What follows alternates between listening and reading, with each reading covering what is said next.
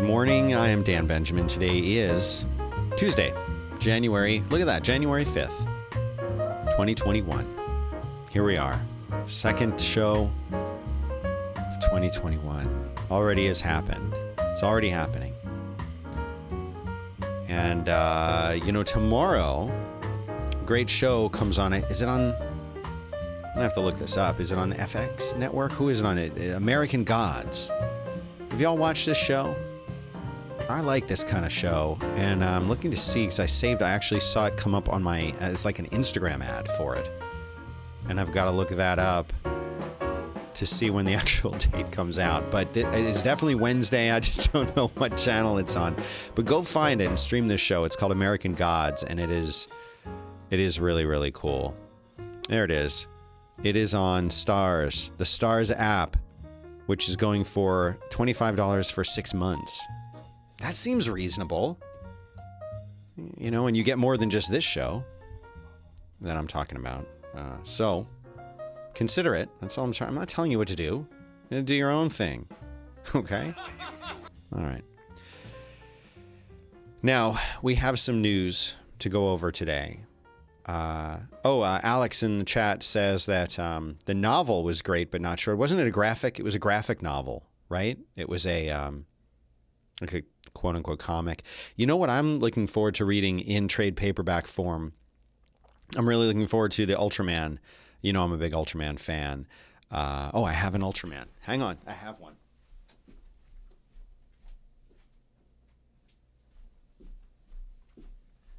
Here's one. This was imported from Japan years ago. I've had this on my shelf for years. That won't be in focus because of the way I have the camera set up. Sorry.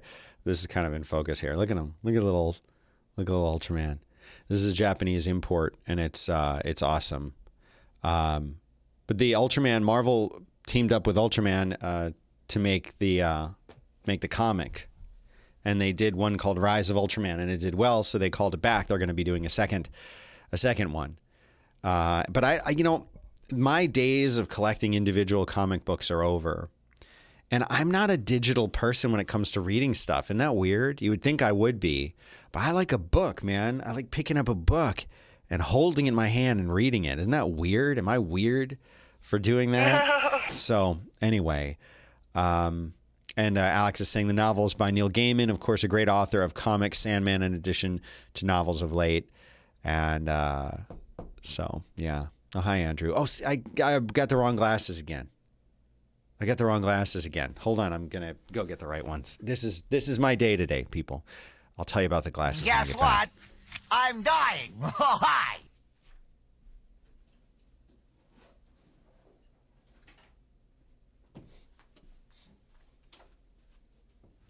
There we go. These are the right ones. So let me tell you about this. These glasses that I have on right now, those guys are my regular, what you call distance vision glasses. I can walk around, I can look around, I can see everything that's going on in the world, but just fine, except when it comes to sitting about 2 or 3 feet away from a screen and reading the screen. These are not meant for that. These are.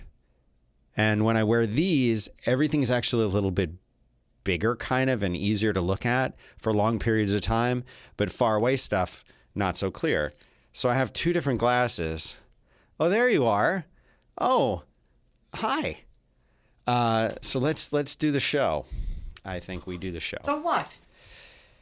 First bit of news I want to tell you about is there is a new COVID-19 bill I told you about last week, which is giving the Department of Defense 180 days to disclose UFO information. Remember this? I told you about this.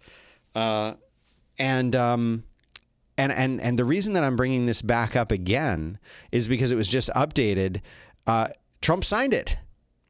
It has been signed, and it says that again, this is an update to the article, but it's been signed now, and this could be something. This really could be something. I hope it's something. So let's see what's going to happen within 180 days. Are we going to see anything?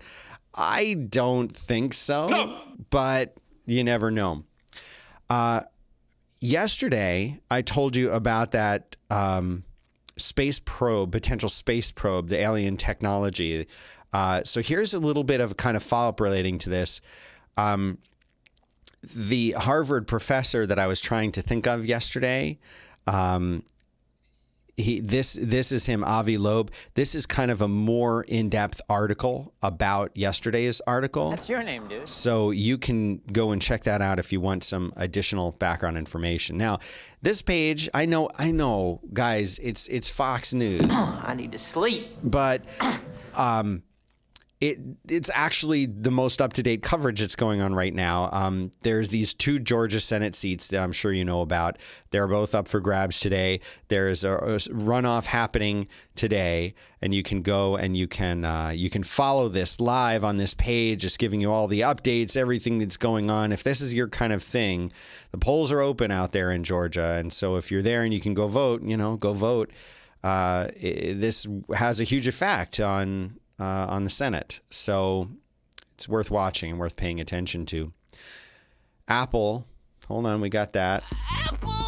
Apple is on track to hit a $3 trillion USD market cap. And yes, Brianne is pointing out the bifocals on these glasses. I don't know if you can see this. Can you see that? Yes, you can see it if you look carefully. If you look carefully, you can see the bifocal in there. They gave me progressive glasses. I spent hundreds and hundreds of dollars on progressive lenses because that's what they say you want. And I think when I was even in my 30s, I started to notice that I was having to do this kind of thing to get away from the thing I was holding so I could read it. My kids would come and they'd say, "Dad, look at this. Look at this." And I'd say, okay. Right about here. Right about here. And there's a solution for that, and it's called progressive lenses. But in my case, I could never adjust to the progressive lenses. And the eye doctor kept saying, just give it a chance. Just give it a chance. Give it 2 weeks. And give it 2 weeks of headaches and not being able to see anything. And they'd say, give it another week or two, and I would, and it would still be horrible. And I realized, and they realized, that progressive lenses just don't work for me like they don't for some people. So they put these little bifocals, which are damn near invisible, into the glasses. But what that means is I can look at my phone or a book or something else and actually see it. So that's all I've got to say about that. Apple on track to hit $3 trillion. So here's the thing. This is Gene Munster. You know about Gene Munster. Your name, dude. He is talking about the fact that Apple probably will hit $3 trillion in 2021. Apple stock is now at $133 per share with $2.3 trillion market cap projected. He says that it could realistically reach $200 a share. Tell you what, man, bet on Apple, and it's not too late to buy Apple. Like, it's not too late. People are like, oh, you'll never make money. You will make money. You will. So you just got to be patient. Ponderous, man. Twitter has acquired Breaker. I guess this qualifies as podcast news. And they're integrating the team into Spaces. Now, for those of you who didn't know, Breaker is, or I guess was, a podcast app that was focused on social interaction. I never used it, but apparently it would let your users search, discover, manage, and subscribe to podcasts. But it also had its own kind of social network built into it. So you could follow your friends and see what they were listening to and comment on the stuff that your friends were listening to. I don't get the impression that they were ever really profitable or making any real kind of money. But they're gone now. And they are now part of Twitter. And this makes sense, because wouldn't it make sense for Twitter not to host not to do podcast hosting, not to do anything like that with podcast hosting, but to be able to help people find and recommend and comment? That's the big thing. They're commenting? Oh, right. They're commenting. That's Twitter. right? I mean, that's what Twitter is all about. That's what Twitter is all about, letting people talk to each other, and they know podcasting is there. So this actually really makes sense for Twitter, I think. Helping people discover and talk about X. In this case, X is podcast. So this makes sense. Apparently, Breaker only had a couple people. Maybe there were more, but the people who are there are now just going to work at Twitter. Breaker is gone. The app probably gone, but they liked the people. So this is more hiring for talent, it seems like. But the Breaker app on iOS and Android is shutting down. Let's do the toilet once more. And it is going away. And here's the sound. Actually, there was a recording of the sound of Breaker, and I was able to get a copy of this recording. As this is the sound of Breaker being acquired by Twitter. Okay, that was the sound. So goodbye to Breaker.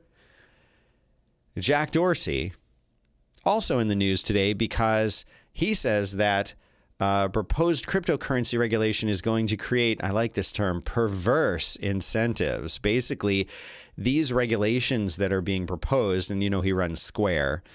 He says it will hide cryptocurrency transactions, and this will harm Square. And he's basically opposed to this kind of regulation. In October, Square bought $50 million of Bitcoin. They have invested heavily in cryptocurrency. They have plenty of skin in this game. And he says that the regulations create unnecessary friction and perverse incentives for cryptocurrency customers to avoid regulated entities for cryptocurrency transactions. In other words, they won't be using Square as much as we want them to use Square, and this sucks. So let's see what happens with that. Any of you guys use Slack? Any of you use Slack? Hi, Andy in the chat room. Hi, Nelson. Jeremy is calling me the internet dad. Does that mean I'm your internet dad? I used to have internetpal.com. I had it for like 5 years, starting like 10 years ago, and I finally let it go. Internet dad. I don't know if I like internet dad, really. I don't stop nothing, you idiot. Slack starts 2021 with a massive outage. Most of the issues apparently resolved about 3 p.m. on Monday. So why is it news? Why is it news? The Verge. Why is it Kim Lyons? That's your name, dude. Why is it news when Slack goes down for a few hours? Is that news? I mean, I'm talking about it, but I'm not talking about it because I think it's interesting. I'm talking about it because I think it's not interesting. And there's a link here on The Verge that says, listen to this article. Have you ever played one of these? I don't know what this does. I've never played one. Should we play it? Why aren't we hearing it? This is, it should be playing through that. And then, okay, let me switch this then to, how about that one? Now, if we play it, what happens? Nothing. Where are you sending the audio? This is why I don't want to use Windows anymore. This is the reason why I hate Windows. I don't want to be using. Oh, okay. Well, we don't want that to be on that one. Hold on. I think I know what I need to do here. We need to switch it to that one. Now you might be able to hear it. Hold on. Slack starts 2021 with a massive outage. Slack went down on the first full workday of 2021. Voice. The company said Monday morning customers may have trouble loading channels or connecting to Slack at this time. Our team is investigating, and we will follow up with more information as soon as we have it. This is really cool for people who maybe are vision impaired. Around 10 a.m. ET. That's really cool. I like that. I like that people can do that. But are people who are able to read it opting to have a computer read it to them instead? Oh, you can change the speed. Ooh, you can go up to double speed. How does that sound? And the company posted its first status update about the problem at 10:14 a.m. As of 12:29 p.m. ET, the service appeared to be fully normal for some users. We here at The Verge were able to transition back to Slack and resume work there at around 1:30. Okay. That's how I'm gonna get all my news from The Verge from now on. Just like that. And we've had no disruption since. At first, Slack was reporting issues with connecting to the service and messaging. An update on it. Okay. You hear about Jack Ma disappearing?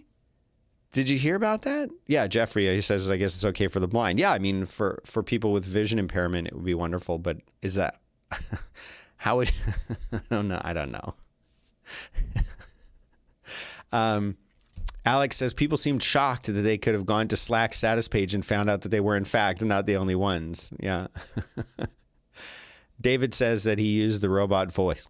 Excuse me, the robot voice for the first time today. Yeah, me too. Jack Ma. So if you don't know who Jack Ma is the founder of Alibaba. Super big billionaire. The guy's billionaire. And he spoke out about China's regulatory system in a speech back in, I think that's happened in October. And now he's gone missing. He's absent. He was supposed to appear at a thing and he didn't appear at the thing. So let's think about this for a second, right? Because I mean, this is weird, right? How does a billionaire as prominent as Ma disappear and stay missing? That's pretty weird, isn't it? That he disappeared and he stayed gone. How hard would it to be? Name a billionaire here in the United States. First one that comes to mind is Bill Gates. If Bill Gates just suddenly disappeared and no one heard from him and no one could talk to him and he was supposed to appear at a thing and he didn't, and this came after he attacked in a speech the regulations about the government. Well, in America, you wouldn't be worried about saying something like that. But it would be weird, and you should be able to find him pretty quickly. What if Elon Musk disappeared suddenly? You would think you'd be able to find him. Oh, well, he was playing tennis in, such and such island resort or something. You could track him down. But nobody can find Ma. And he spoke out against the Chinese government.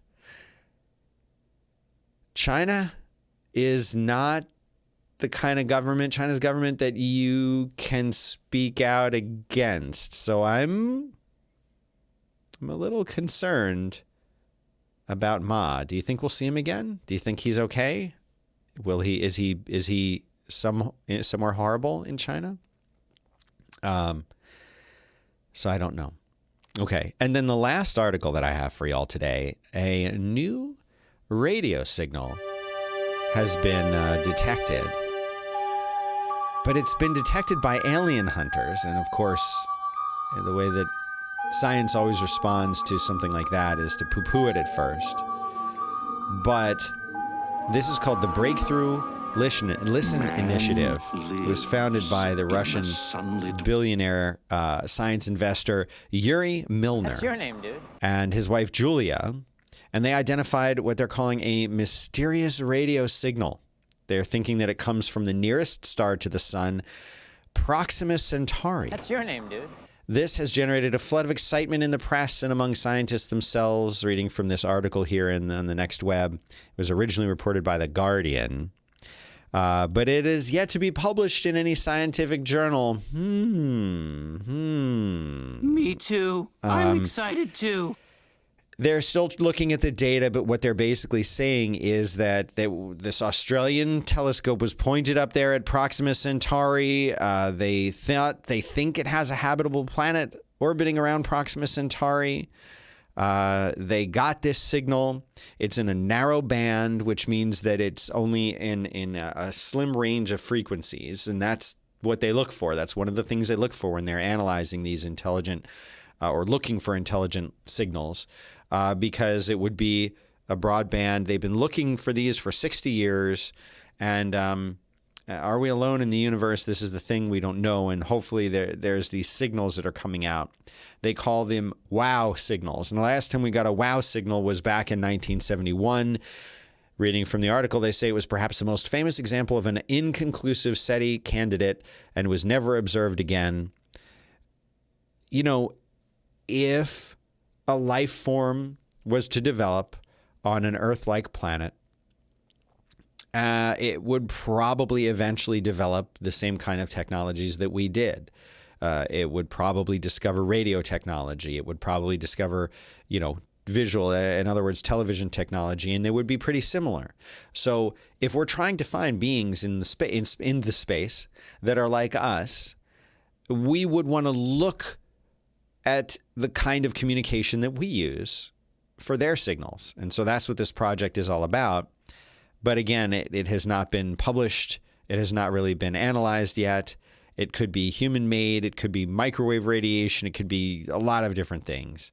But they're going to analyze it. And if they ever come up with anything, I promise I'll give you a follow-up on it. But as usual, do I have any hope that any of this stuff? No. My hope for this stuff is gone. I don't think we're going to see any kind of real... Whenever I'm sitting there watching these people on YouTube that I really admire who talk about, oh, we're going to get disclosure in 2021. This is going to be the year. I'm so pessimistic about it.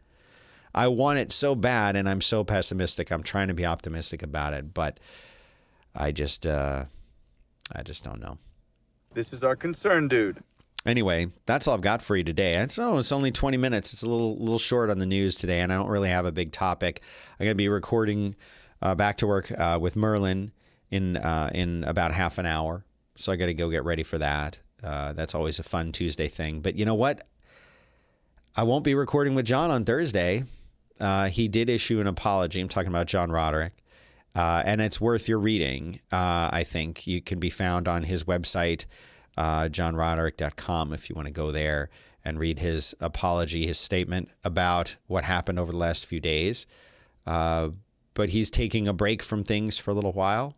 I don't know exactly how long, and I don't know what that break is going to look like, but I know that he's going through a lot right now, and I wish him the best. And hopefully he's learned a lot from this experience, from what he says on his apology and what I've heard him say privately. I really do think that he has already learned a lot, and hopefully he can come through that experience having learned a lot and better off for it. And it's up to us, I think, to give him the opportunity to learn from something. I would hate to think that if any of us made some bad judgments and errors and mistakes, that we wouldn't have the capacity to change and improve as a person. And I know myself, I've been through a lot of things where when you come through it, you're like, I'm not that guy anymore, And I think we need to give everybody the opportunity to have that experience, that moment of saying, I actually learned something and I'm not like that anymore. It's happened to me, so I have to believe it could happen to other people too.